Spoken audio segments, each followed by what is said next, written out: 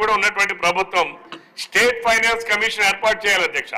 కేంద్రంలో ఎలాగైతే finance commission ఏర్పాటు చేసి 14వ ఆర్థిక సంఘం 15వ ఆర్థిక సంఘం ఎట్లాగైతుందో ద సేమ్ ప్యారలల్ గానే రాష్ట్రాల్లో కూడా state finance commission finance commission ఏర్పాటు చేయాలి. త్రూ ఫైనాన్స్ కమిషన్ ద్వారా గ్రాంట్స్ కూడా గ్రామ పంచాయతీలకి వాటికి ఇవ్వాల్సినటువంటి అవసరం ఉంది అధ్యక్ష. దాన్ని కూడా గత 5 సంవత్సరాలు కూడా ప్రభుత్వం ఎక్కడా కూడా ఒక్క పైసా కూడా ఇచ్చిన పరిస్థితి లేదు అధ్యక్ష. అలాగే వాటర్ కలెక్షన్ ఛార్జెస్ లో కూడా 10 రూపీస్ వెళ్తుంది అధ్యక్ష.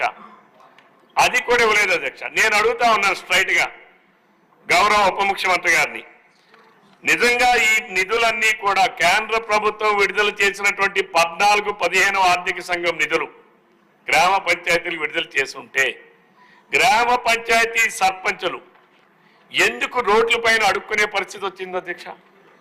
2019-20